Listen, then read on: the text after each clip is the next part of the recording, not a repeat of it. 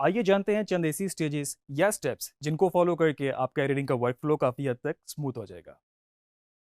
अगर हम एक छोटे स्केल पे बात करें तो उसमें आपको स्टोरी बोर्डिंग का सारी चीज़ों का आपको पता है कि क्या आप लोगों ने फिल्म किया है, किस तरह से आप लोगों ने शॉर्ट टाइप्स लिए हैं और क्या क्या शॉर्ट की वेरिएशन आपके पास मौजूद है।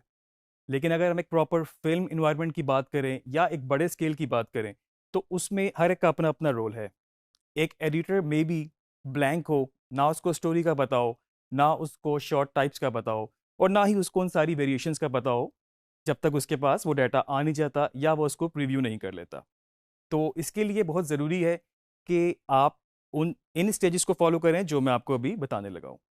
मैं आपको इनका एक क्विक रिव्यू दे दूँ। सबसे पहले हमारे पास है एक्वायर, उसके बाद हमारे पास है ऑर्गेनाइज, उसके बाद हमारे पास है preview, select, assemble, edit rough, edit fine, edit final और उसके बाद फाइनल डिलीवर। सबसे पहले अगर मैं बात करूं एक्वायर की, तो एक्वायर से मेरी मुराद ये है कि आपके पास किसी भी फॉर्म में डाटा है, आपने उसको अपने एडिटिंग सिस्टम के अंदर लेकर आना है।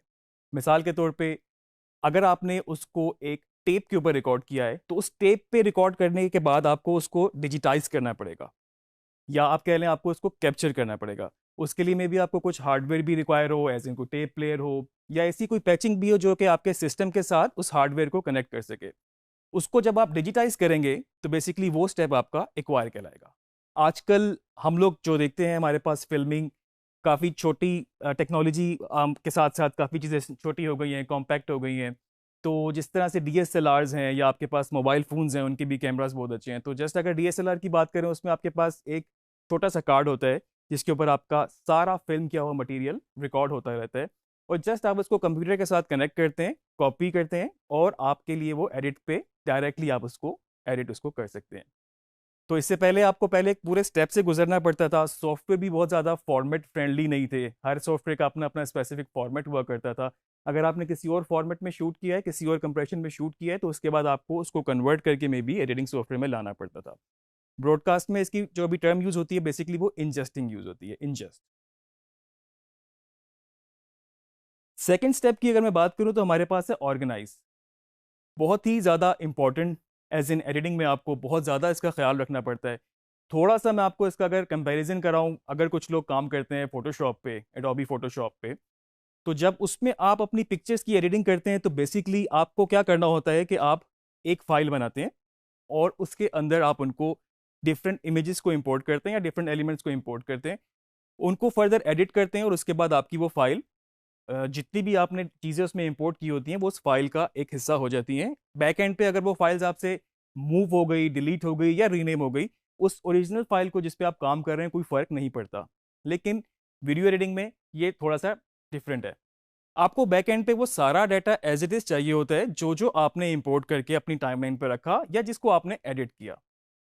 इसके दो फायदे होते हैं। एक तो आपके पास ये है कि आपका वर्क फ्लो स्मूथ रहेगा, आपके सॉफ्टवेयर को ज़्यादा ढूंढना नहीं पड़ेगा कि कुछ डाटा आपका डेस्कटॉप पे है, कुछ डाउनलोड पर है, कोई एक्सटर्नल ड्राइव पर है। तो आपका सिस्टम भी एज एन सॉफ्टवेयर भी स्मूथ रहेगा।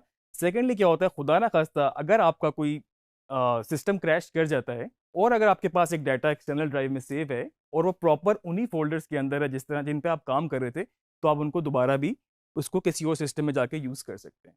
अगर हम टेक्निकल चीज़ों को साइड पर रखें और अपने कंटेंट वाइज हम बात करें तो ऑर्गेनाइज इसलिए भी ज़रूरी है। एक फिल्म इन्वायरमेंट के अंदर जो एडिटर जो ब्लैंक है, जैसे मैंने पहले बताया, उसको नहीं पता, उसके पास एक स्क्रिप्ट होगा, मे बी उसके पास कुछ लॉग्स होंगे और उसके अंदर डिफरेंट सीन्स होंगे उस मटेरियल के अंदर। तो आपको जब पता ही नहीं कि किस चीज़ में क्या है, आप उस लॉग्स के हिसाब से उनको कॉपी करेंगे अपने पास और उनको ऑर्गेनाइज करेंगे। मिसाल के तौर पे आप सीन 1 का फोल्डर बनाएंगे, उसके बाद आप सीन 2 का बनाएंगे। अगर सीन्स के अंदर भी फर्दर आपके पास डिफरेंट कैमराज हैं या डिफरेंट आपके पास कार्ड्स हैं तो उनको भी आप डिफरेंट डिफरेंट सब फोल्डर्स बना सकते हैं। तीसरी चीज़ है हमारे पास प्रीव्यू। बहुत सारे लोग कहते हैं कि प्रीव्यू करना शायद टाइम ज़ाया हो जाता है, आप जस्ट फुटेज को पकड़ें और एडिट शुरू कर दें। तो मैं आपको ये बता दूं कि प्रीव्यू बहुत एक इम्पॉर्टेंट पार्ट है इसका। और उसकी वजह यह है कि बहुत सारी चीज़ें आपके माइंड में उस वक्त आ जाती हैं प्रीव्यू में। आप ज़रूरी नहीं है कि आपने सारी फाइल एज इट इज़ पूरी फिल्म को प्रीव्यू करना शुरू कर देना है। मतलब ऑब्वियसली वो बहुत खासा टाइम टेकिंग हो सकता है और इसकी ज़रूरत भी नहीं है। प्रीव्यू का मतलब ये है कि आप जस्ट शॉर्ट टाइप्स, शॉर्ट्स की वेरिएशन, एंगल्स, डिफरेंट फ्रेमिंग, क्या कुछ इसमें मौजूद है, आप उसको एक प्रीव्यू कर लें और आपके माइंड में एक चीज़ आ जाएगी आपके पास क्या क्या पॉसिबिलिटीज़ एडिटिंग में हो सकती हैं। प्रीव्यू के बाद आपके पास आता है सिलेक्ट। ये काम आप साथ साथ भी कर सकते हैं। सिलेक्ट में आप जो टेक ओके है उसको आप सिलेक्ट कर सकते हैं, आप उसको लेबल कर सकते हैं, या आप उसको अपने सॉफ्टवेयर के अंदर भी इंपोर्ट करके कहीं पर रख सकते हैं। तो वो आपका अपना वर्क फ्लो, आपने खुद डिसाइड करना है कि किस तरीके से आपको सूट करता है और आप किस तरीके से उसको सिलेक्ट करना चाहेंगे। सिलेक्शन के बाद हमारे पास जो नेक्स्ट स्टेप है वो है असेंबल। असेंबल में क्या होता है कि आपने सारा डाटा को प्रीव्यू कर लिया, आपने जो ओके टेक्स थी उनको सिलेक्ट कर लिया और उन सिलेक्शन के बाद आपने उसको असेंबल करना शुरू किया इस तरह से कि आपने उसका प्रॉपर इन पॉइंट और आउट पॉइंट सिलेक्ट किया और साथ साथ आप उनको अपने सीक्वेंस में रखते गए या टाइमलाइन पर रखते गए जिसमें आपके पास सिर्फ ओके टेक्स हैं और उन ओके टेक्स के अंदर से भी वो मटेरियल है जो बिल्कुल आप एडिट में यूज कर सकते हैं किसी भी पॉइंट पे।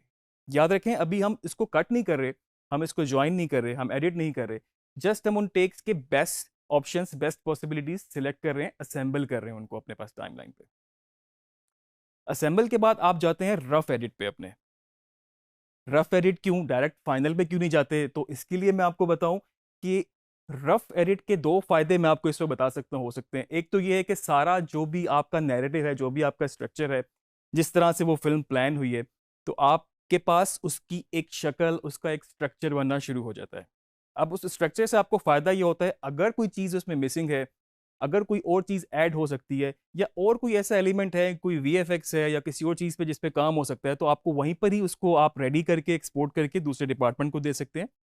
सेकेंडली, अगर आप किसी क्लाइंट के लिए काम कर रहे हैं, आप रफ कट बना के, उसका रफ एडिट बना के उसको एक प्रीव्यू करा सकते हैं ताकि आपको इसी स्टेज पे पता लग जाए कि आपका एडिट ठीक जा रहा है, उसकी फील्ड ठीक जा रही है और जिस पेस में, जिस स्टाइल में, जिस तरह से उसको चाहिए वो सही जा रहा है कि नहीं। ना कि आपने उसको सारा फाइनल कर लिया हो जिसमें खासा टाइम लगता है और उस फाइनल के बाद उनको बिल्कुल टोटली अपोजिट चीज़ चाहिए हो, जिस तरह आपने एडिट किया उस तरह से शायद में भी ना चाहिए हो। तो बेहतर ये होता है कि आप उनको उसी वक्त प्रीव्यू करा लें। रफ के बाद हम लोग जाते हैं अपने फाइन एडिट में। फाइन एडिट में आपके पास ऑडियो, अगर कोई आपने डब की है या आपने कुछ रिप्लेस किया है, आपने कोई म्यूज़िक कराया था उसका, आपने म्यूज़िक लगाया है, आपने उसको बैलेंस कर लिया है म्यूज़िक को, और इसके साथ साथ अगर कोई भी इसमें इस तरह का काम है जिसमें कोई कलर करेक्शन रिक्वायर है, आपने कोई स्पेसिफिक लुक बनानी है उसकी, जिसकी हम आगे डिटेल में बात करेंगे, तो वो आप सारा अपना फाइन में कर लेते हैं और इसके बाद आपके पास एडिट फाइनल है और उसके अंदर आपके पास इस वक्त सब कुछ, आपकी पिक्चर लॉक है, आपका साउंड जगह पर है, आपका साउंड बैलेंस है। अगर आपने उसमें कोई साउंड इफेक्ट्स बाहर से ऐड किए हैं तो वो अपनी जगहों पर हैं, उनकी लेवलिंग इतनी हुई हुई है जो कि ब्रॉडकास्ट स्टैंडर्ड के हिसाब से होनी चाहिए, और कलर ग्रेडिंग बिल्कुल बैलेंस है, लुक उसकी बनी हुई है। आपने कुछ इसमें ग्राफिकल एलिमेंट्स डालने हैं, एज इन कोई लोगोस डालने हैं, आपने कोई नेम बैंड्स डालने हैं, नेम सुपर्स डालने हैं जो नीचे नाम लिखे आते हैं, या आपने कुछ भी उसमें सब टाइटल्स हो सकते हैं, या इस तरह की कोई भी चीज़ें अगर हैं, तो वो बिल्कुल सब कुछ हो चुका है और अब वो फिल्म रेडी है एक्सपोर्ट के लिए। और इस प्रोसेस को हम फॉर्मली कह सकते हैं डिलीवर। तो डिलीवर में बेसिकली आपने क्या करना है कि आपने उस सारी फाइल को, उस सारी टाइमलाइन को एक्सपोर्ट कर देना है, रेंडर कर देना है इस फॉर्मेट में जिसमें आपको, आपके क्लाइंट को रिक्वायर है। मिसाल के तौर पे अगर वो ब्रॉडकास्ट होनी है टीवी पे, उनकी कुछ अपनी टेक्निकलिटीज़ हो सकती हैं, उनके कुछ अपने फॉर्मेट्स हो सकते हैं, ऑडियो के भी, वीडियो के भी। अगर आपने उसको जस्ट पब्लिश ही करना है यूट्यूब पे, फेसबुक पे, इंस्टाग्राम पे, किसी भी मीडियम पे, तो उनकी कुछ अपनी डायमेंशंस, कुछ अपनी एक्सपेक्ट रेशोज, कुछ और टेक्निकलिटीज़, फॉर्मेट्स हो सकते हैं। और डिजिटल मीडिया पे सबसे ज़्यादा आपको साइज़ की भी लिमिटेशंस होती है, तो आपको फिर उनकी कंप्रेशंस करने पड़ते हैं।